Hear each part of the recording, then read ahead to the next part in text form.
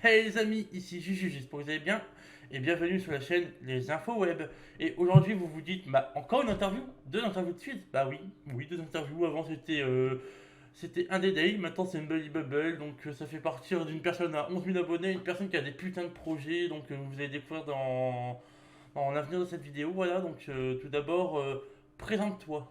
Me présenter, eh bien écoute, comme tu l'as dit, moi c'est Unbelievable, donc pseudo souvent imprononçable pour les néophytes, mais voilà, c'est juste un petit jeu de mots, Unbelievable, ou vous pouvez m'appeler Flo sur Internet. Donc ben, moi je suis, on va dire, streamer, on pourrait le dire comme ça, sur Twitch, un peu youtubeur des fois sur quelques formats, mais surtout voilà, un passionné de jeux vidéo, de science et de culture populaire qui essaye de partager un petit peu toutes ses passions et d'apporter des choses voilà, dans une petite communauté, tranquillement, dans une bonne ambiance et toujours avec le café. Voilà.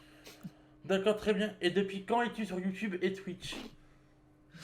Alors Twitch, ça fait maintenant, on vient de passer des 3 ans de la chaîne Twitch, là, donc au mois d'avril.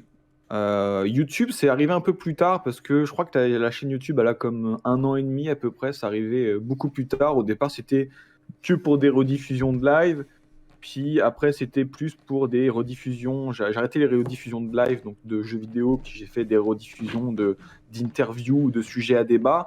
Puis finalement, comme j'en fais un petit peu moins, maintenant c'est devenu, on va dire, en ce moment là, à l'heure d'aujourd'hui, c'est plus une chaîne de jeux de rôle dans lequel voilà, on upload des épisodes un petit peu plus montés, un petit peu plus travaillés pour suivre des campagnes de jeux de rôle, donc à la D&D pour ceux qui connaissent ou ce genre de choses, dans un univers totalement exclusif. Donc, un petit peu moins de temps pour stream. Donc, bah, du coup, je priorise un petit peu ce que j'aime sur le moment, quoi. Voilà. Et donc tu es rôliste ou maître du jeu? Donc vu que tu Alors parles moi, de je jeu de suis rôle. rôliste. J'aimerais bien être maître du jeu, mais malheureusement, ça demande du temps que je n'ai pas. Donc, pour pouvoir créer un univers, pour pouvoir créer une campagne. Donc, faut savoir que j'ai découvert ça sur le tard, moi, parce que moi, là-bas, je fais du jeu de rôle grandeur nature, d'où les armes derrière moi et bien d'autres que vous voyez en live des fois. Donc, moi, plutôt sur le terrain, un petit peu plus comme du théâtre, en fait, hein, finalement. Mais jamais trop fait de Donjons et Dragons ou autre. Et ça fait un peu plus d'1 an maintenant que je suis rôliste avec une belle équipe qui est toujours la même depuis, hein, d'autres streamers, un MJ qui était pas connu à l'époque. Et puis voilà, donc je prends beaucoup de plaisir à ça. Pas MJ un jour, peut-être, on verra bien. Quelle est ta vidéo ou tes streams que tu as le plus aimé faire? Alors, mon stream Twitch et on va dire le stream sur Twitch et la vidéo YouTube que j'ai le plus préféré faire. Bon, le stream, pour moi, il y a pas photo, même si c'est des fois compliqué, parce il se passe beaucoup de choses, des fois, d'un stream à l'autre, l'ambiance peut être un peu différente. On connaît un petit peu comment ça se passe sur Twitch en fonction de si les gens sont là, le format que tu vas amener, le jeu que tu vas faire ou autre. Mais globalement, bah, c'est l'Armageddon, hein, je vais pas mentir, on en parlera certainement plus tard, mais à date, bah, on a fait 2 Armageddon et je pense que c'est peut-être les 2 meilleurs souvenirs que j'ai sur Twitch, cette espèce d'effervescence, toute cette préparation pendant des mois et des mois, puis d'un coup s'explose pendant 24 heures, pendant un live caritatif. C'est à la fois c'est épuisant, c'est beaucoup de pression, mais c'est tellement plaisant à faire. C'est plaisant en fait de voir cette effervescence et ce partage avec bah, tu sais, les gens qui font des dons pour l'association. Nous derrière, on fait des choses qu'on n'aurait jamais osé faire. Il en découle des challenges. Moi, je m'étais rasé la tête après le premier Armageddon. Je l'avais fait en live. Enfin, tout ça, c'est des moments que tu te dis, j'aurais jamais vécu ça si j'avais pas fait ce live-là, là, donc je dirais l'Armageddon. Et puis pour YouTube, bah, c'est un peu plus compliqué, mais globalement, j'ai pas vraiment de vidéos que je préfère sur YouTube, mais disons que le format que j'aime le plus, outre le fait que on prend des rediffusions qu'on essaie de monter ou autres pour que les gens puissent suivre quand ils ne sont pas sur Twitch, ce que j'aime le plus, c'est les vidéos narratives. C'est-à-dire que c'est des vidéos où en fait je vais faire une voix off pour raconter une histoire, pour introduire. C'est souvent des petites vidéos de 4-5 minutes qui vont introduire la nouvelle campagne de jeu de rôle qu'on va faire ou ce genre de choses. Et ça, c'est vraiment quelque chose que j'aime bien faire, ce petit format un petit peu à froid où je record dans mon coin tranquillement, pas en live. On monte, on met des beaux effets, on met une belle voix. Et je trouve que c'est un peu de la l'ASMR auditif, on va dire, mais j'aime bien ce genre de choses. Très bien. Maintenant, on va passer à l'extrême opposé. Quelles sont les ou la pire vidéo ou stream que tu as eu, donc les plus honteux, tout ça, ou alors celles que tu as dû supprimer à cause que t'as pas aimé, tout ça? Alors, Pour YouTube, je sais pas, je pense pas que j'ai des vidéos que j'ai honte ou quoi. Si ce n'est que forcément, on évolue avec le temps, on devient de plus en plus mature sur certaines choses avec le temps. Et je pense que si je devais recommencer ma chaîne aujourd'hui, à zéro, je n'uploaderais pas les vidéos de gameplay que je faisais au départ, parce que finalement, du jeu vidéo sur YouTube, c'est bien, mais non seulement ça n'intéresse pas les gens, c'est pas forcément très instructif. Je trouve que c'est peut-être le chose que j'enlèverais de ma chaîne à terme. Mais sinon, pour Twitch, c'est un peu compliqué parce que en 3 ans, ça en fait des lives quand même. Mais je dirais, j'ai quand même un mauvais souvenir de avant le premier Armageddon, m'être fait hacker en live mon Discord, m'être fait hacker mon numéro de téléphone, avoir reçu des menaces, donc m'être fait pas mal harceler pendant une dizaine de jours suite à un live pendant lequel c'est arrivé parce que voilà, qui dit événement caritatif dit haters, parce que voilà, il y a des gens, ils ont de la haine pour aucune raison, ça arrive, hein, et que du coup ça m'était un petit peu tombé dessus, genre comme 2 semaines avant l'événement, et que j'avais avec la pression, la fatigue, c'était difficile un peu à encaisser. On reste humain, et puis c'est vrai que j'avais un peu craqué en live, donc tu sais, pas partir en colère ou quoi, mais tu sais, j'étais genre full découragé en live, en mode c'est bon, vas-y, j'arrête. Et du coup, j'avais supprimé la rediffusion pour pas donner raison aux personnes qui font ça. Mais j'avoue que j'avais pas passé une bonne journée ce jour-là, quoi. C'est ce qu'on appelle les jaloux. Peut-être, je sais pas. J'ai jamais trop compris, puis ça m'intéresse pas de comprendre, mais sur le moment, on se demande, mais pourquoi? Qu'est-ce que j'ai fait, quoi? C'est ça. Quels sont tes projets passés, présents et futurs? Ok, oh là, mais moi, mes projets passés, déjà, il y en a beaucoup. Moi, je suis un homme à projet, hein, donc j'en ai trop des projets. J'en ai limite trop pour ma vie. J'aimerais des fois avoir juste des idées, puis quand j'ai des idées, c'est quelqu'un qui s'en occupe, comme ça, je peux passer à autre chose. Mais globalement, mon plus gros projet, c'est l'Armageddon, hein, évidemment, qui m'a pris plus de temps. C'est à date, ça fait 3 ans qu'on est dessus, même s'il y a eu que 2 éditions, parce que le temps de préparer, le temps de faire naître le projet, le moment où tu as une idée et qu'elle devient concrète, ça peut prendre du temps. Sinon, en fait, ça va être un peu prétentieux ce que je vais dire, mais faut pas du tout prendre ça pour de la prétention. Mais je suis content d'avoir apporté sur Twitch à ma communauté des choses qui n'existaient pas sur Twitch à l'époque. Je m'explique. Avant que l'explosion de Twitch avec le confinement ou autre, j'étais déjà là depuis 1 an, même une belle année et demie, à l'époque où Twitch était encore plus de niche, peu de personnes connaissaient Twitch. Et du coup, j'avais déjà amené du jeu de rôle, j'avais déjà amené des interviews alors que personne n'en faisait, avant même Popcorn. J'avais apporté ce petit côté talk show, j'avais apporté également l'organisation de tournois et le fait de caster des tournois. En fait, dès que j'avais une idée qui me plaisait, je l'apportais. Alors évidemment, j'avais des gros de la scène qui m'inspiraient énormément, donc notamment Zerator qui faisait ses Fight for Subs, ce genre de choses, puis que j'essayais de reproduire, mais toujours en essayant d'améliorer un petit peu les choses. Et du coup, ça me fait rire un petit peu aujourd'hui quand je regarde un peu la méta Twitch, on pourrait dire, où finalement maintenant c'est normal de faire un talk show, c'est normal de faire du jeu de rôle, c'est normal de faire des tournois et de les caster et de les organiser avec des cash prizes et autres. Alors qu'à mon époque, je parle comme un vieux, hein, c'était nouveau en fait. Il y a des gens, ils venaient, ils disaient ah ouais, mais tu fais un tournoi, on peut s'inscrire, il y a du cash prize, mais pourtant t'es amateur. Ah ouais, tu fais une émission chaque semaine avec sur un plateau, parce que moi un plateau c'était mon salon, j'avais 3-4 caméras avec une petite régie faite maison où voilà, on discutait de sujets divers et variés, et à l'époque ça ne se faisait pas. Et donc du coup, je suis très content de ces projets passés là, parce que ça me fait plaisir d'avoir été un petit peu dans les premiers à avoir amené ça, en tout cas sur la scène amateur que je vois autour de moi, et qu'aujourd'hui ça se démocratise un peu. Je me dis que finalement mes idées, elles étaient peut-être pas trop mal. Pour les projets présents, je suis beaucoup moins sur Twitch en ce moment, c'est-à-dire que j'ai réduit ma cadence de stream de 1 fois par jour à 1 fois par semaine maintenant le samedi, par manque de temps, pour des raisons professionnelles, parce que j'ai des choses professionnelles à terminer, j'ai moins de temps, puis voilà, on vieillit, on a un petit peu d'autres priorités qui changent. Mais globalement, mes projets présents, c'est pas mal de maintenir le JDR, d'essayer de jouer de rôle, donc d'essayer de l'amener toujours un petit peu plus dans des endroits encore inexplorés de Twitch, je dirais, donc des formats plus narratifs, des formats plus un petit peu comme si c'était le chat qui jouait finalement plus que les joueurs, d'essayer d'apporter des narratifs, donc des expériences un petit peu diverses et variées, toujours autour du même thème, diverses campagnes. On a également, bon, c'est un petit peu sur la glace, mais on avait commencé à coder un jeu vidéo dans l'univers de notre jeu de rôle, voilà, qu'on voulait mettre gratuitement pour les gens pour qu'ils puissent étoffer un petit peu l'univers étendu. Tout ça, c'est des projets que j'aimerais bien reprendre quand j'aurai un petit peu plus de temps, mais malheureusement, c'est un peu compliqué. Et là, tu Puis pour parlais les du jeu de projets, rôle en Ikir, c'est ça? En Likir, puis là on est sur un autre univers qui s'appelle l'Océan d'Azura, donc en Likir qui est plus donc de la heroic fantasy. Là on est sur l'Océan d'Azura qui est plus de la low fantasy, donc dans un univers un petit peu pirate, mais il y a de la magie, un petit peu à la Shadow and Bones en fait. Donc un univers plus sombre et plus, on va dire, la campagne c'est un peu le niveau difficile quoi. Mais voilà, c'était pour faire un renouveau d'univers, puis on a pour ne rien te cacher, on a 2-3 univers encore en préparation là, donc on a de quoi là. Ouais. C'est juste que le jeu de rôle ça prend du temps, et puis on pourra en faire tous les jours qu'on aurait encore des idées, donc c'est un peu tiré. Puis comme tu disais dans ta question, tu demandais pardon, ben, pour les projets futurs, ben, mon gros projet futur qui est en cours et qui prend du temps et qui avance pas assez vite, c'est l'Armageddon 3, hein, évidemment. On y pense. Alors, l'Armageddon 3, ce qu'on voudrait apporter, ce qui n'a pas été fait encore, bah, c'est une édition en présentiel, hein, une édition avec tous les streamers dans la salle, avec des sponsors, avec un peu une ambiance Battle for Heaven, bah, un peu une ambiance The Event, un peu une ambiance tout ce genre de choses. Mais pour ça, c'est des choses qui prennent de l'argent, qui prennent du temps, énormément de négociations. On a un bureau qui s'en occupe, on a une vingtaine de personnes dans l'organisation qui s'en occupent. Mais bon, on est des bénévoles, on n'est pas à plein temps, donc forcément, ça prend toujours un petit peu du temps, quoi. Globalement. C'est sûr. Globalement, c'est ça.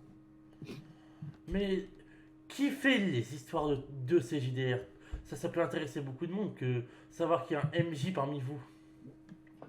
Oui, ben c'est Jacouche, hein, de son nom de scène, notre cher Jack, qui crée entièrement l'univers des jeux de rôle dans lesquels on participe. Donc, ce que je veux dire par là, c'est que souvent, le jeu de rôle, on peut acheter des livres ou des univers déjà préconçus et après faire des campagnes.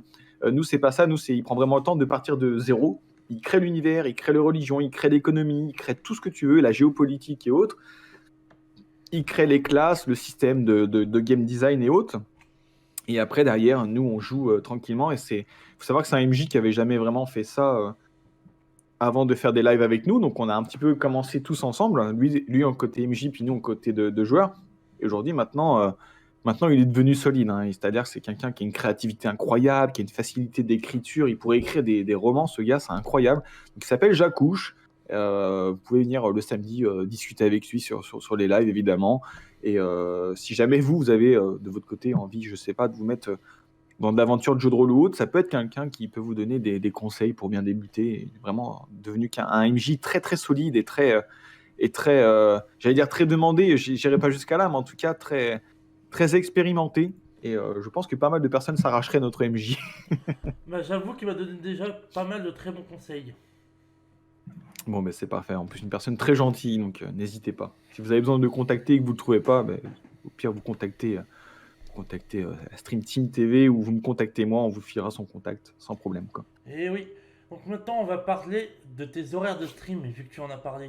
Ben, mes horaires de stream, en fait, comme je disais, ils sont passés de un stream tous les jours à 5 jours par semaine à maintenant, je ne stream uniquement que le samedi le jeu de rôle, jusqu'à peut-être un jour une reprise des lives, mais ça, ce sera après mon projet professionnel en cours.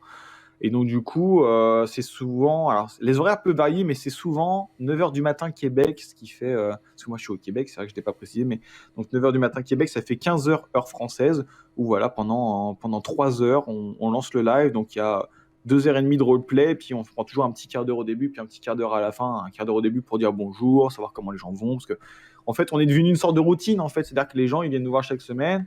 Puis du coup, bah, voilà, on prend leurs nouvelles, comment s'est passé leur semaine, etc. Si on n'avait pas stream le week-end d'avant, bah, qu'est-ce qui s'est passé le week-end d'avant. Les gens nous racontent un peu leur week-end, leur semaine.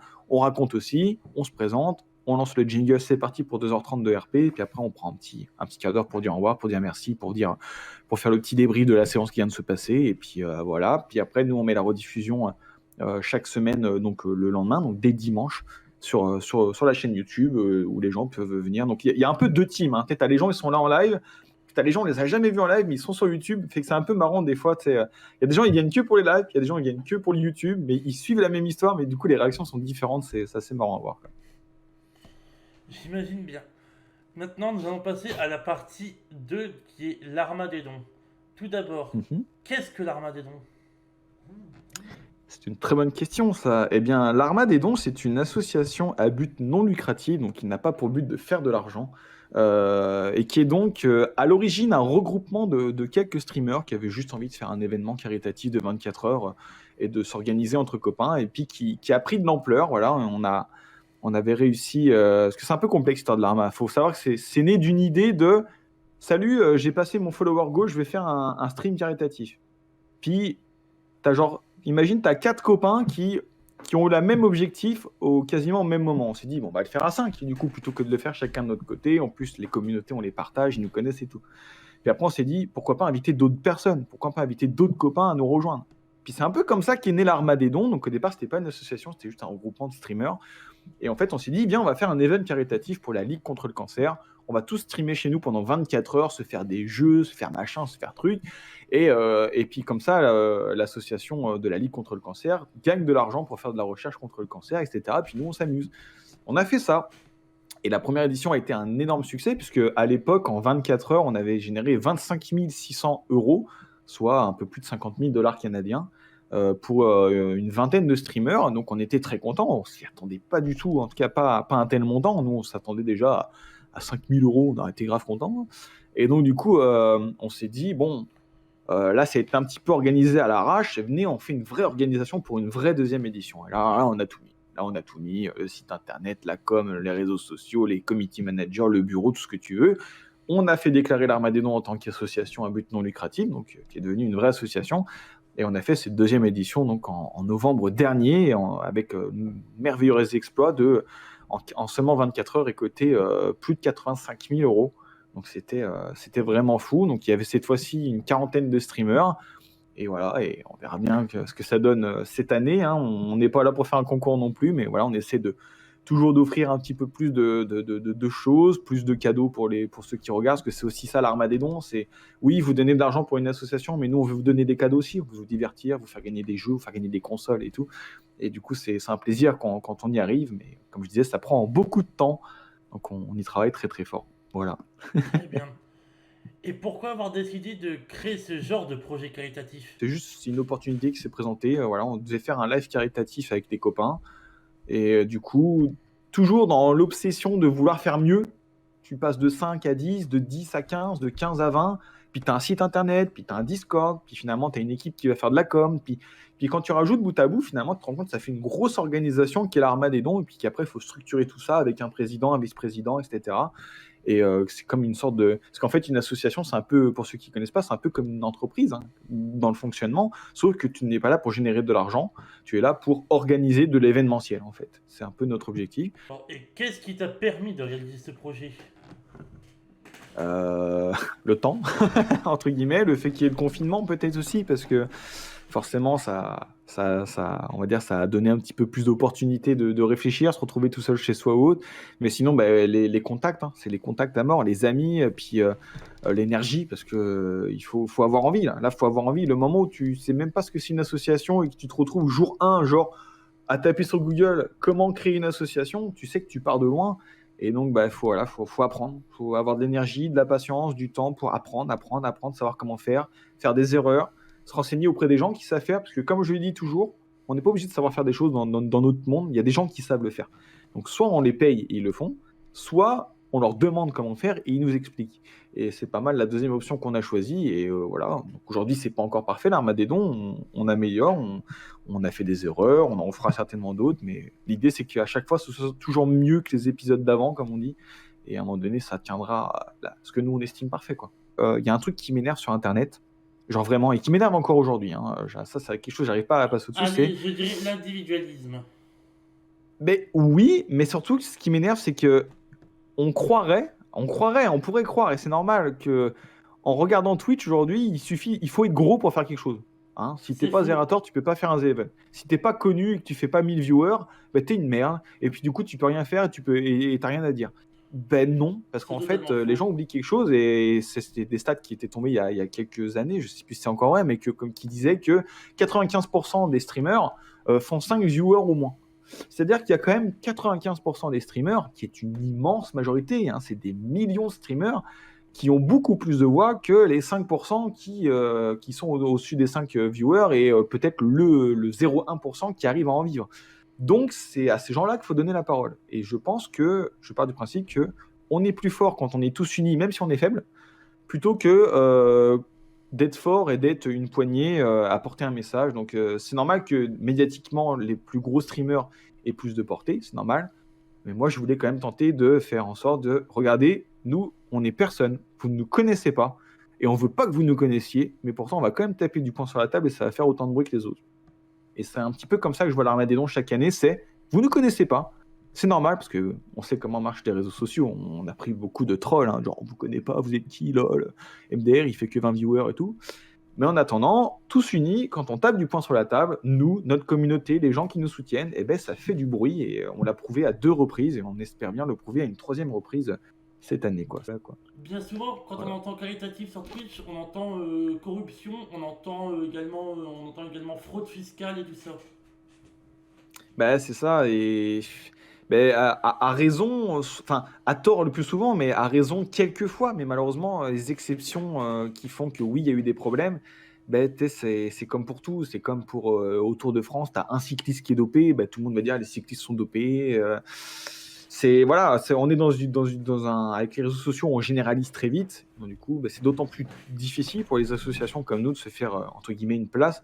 Mais c'est pas grave, on se bat quand même et tant qu'on est utile, comme on dit souvent, même 1 euro déjà, c'est déjà une victoire parce que cet euro-là n'aurait pas été dans la poche de l'association si on n'avait pas fait l'événement. Donc autant faire l'événement. Je veux dire, à partir du moment où il y a eu 1 euro dans la cagnotte, ben, c'est déjà une victoire parce que c'est déjà mieux que rien. Donc après, le reste, c'est du bonus. Donc après, plus on va taper des chiffres astronomiques, plus c'est incroyable pour la prouesse elle-même. Mais au final, le geste Exactement. reste la même. C'est ce que j'expliquais dans l'Armageddon, on le dit souvent. Une personne qui va donner 1000 euros, une personne qui va donner 1 euro, ce serait hypocrite de dire que les deux ont la même valeur. Parce que c'est faux. Évidemment que la personne qui a donné 1000 euros, c'est incroyable et qu'on leur remercie du fond du cœur. Mais au final, le geste et l'intention, lui, restent le même. Et la personne qui a donné 1 euro a peut-être pas les moyens et elle a donné 1 euro. Et du coup, c'est énorme. C'est d'autant plus énorme qu'une personne qui est millionnaire qui va donner 1000 euros, tu vois. Et donc, c'est ça qu'on encourage, Et puis la prise de décision collective. faut se dire, quand tu vivres de tes passions, telles qu'elles soient, que ce soit sur internet ou non. Oui, bien sûr, bien sûr. Je pense qu'on a tous envie de vivre notre passion. Pour Twitch, bah, ça m'aurait plu, mais je pense que maintenant c'est trop tard et que je me suis fait un petit peu à l'idée que c'est quand même compliqué de vivre de Twitch aujourd'hui. C'est un monde qui est un peu incertain. Puis Internet oublie vite, hein. Aujourd'hui tu marches, demain tu marches plus, hein. Donc c'est un peu incertain. Mais il y a d'autres passions qui m'animent dans la vie, hein, notamment mes études, en tout cas mon champ d'études. Donc moi je fais de la science, de la biologie, quelque chose que j'aime, même si c'est compliqué et fastidieux et chronophage, que c'est pas facile tous les jours, mais j'aimerais bien en vivre un jour. Donc travailler dans de la recherche, principalement privée, de la pharmacologie ou autre, c'est quelque chose qui me tend très bien, voilà, tout simplement. Travailler dans ce que j'aime faire, quoi. Définition de chronophage, s'il te plaît, même moi je l'ai pas là. Chronophage qui prend beaucoup de temps, Ah, ok. qui prend énormément de temps. Parce que C'est ça. même moi j'avais pas la définition de chronophage. Pardon, désolé, mais c'est ça, chronophage qui prend beaucoup de temps, qui mange le temps, on pourrait traduire, quoi. D'accord. Très bien. La dernière question de cette interview, c'est comptes-tu ouvrir un collectif? Bon, la réponse, on l'a connue déjà, t'en as déjà ouvert un, mais un collectif autre que l'Armageddon. Autre que l'Arma, alors dans l'immédiat, j'ai pas le temps, mais c'est pas impossible en vrai. C'est pas impossible, hein. Là, je suis sur l'Arma, mais moi, le jour où l'Arma ça marche bien et puis qu'ils ont plus besoin de moi, tu sais, je laisse ma place de président, hein. Moi, tant que ça marche, je me mets en bénévole et puis après, en fait, moi, je pars du principe que quand je crée un truc, une fois que ça marche, ben, et que ça marche sans moi, ben, je crée un autre truc, tu vois. Donc là, je suis dans l'Arma. Peut-être un jour, je sais pas, peut-être un jour Twitch, ça me manquera et j'essaierai de faire un autre truc. Je sais pas. Donc, pour l'instant, non. Pour l'instant, je me focus sur l'Arma. On en fait du béton armé et une fois que c'est bien poli, que ça brille dans tous les sens, on verra. On verra ça. Ok, donc Bubble, président, Bubble, président. On verra, on verra. Voilà, donc C'est ça. voilà, cette interview est maintenant terminée. Elle aura pris un petit peu plus de temps que prévu, mais pas énormément. Humbly Bubble, je te remercie. Je Ben, te merci à toi. souhaite un agréable succès dans tous tes projets. Et je te dis Un grand merci encore une fois. Sur ce, à bientôt. Bye. Bye bye.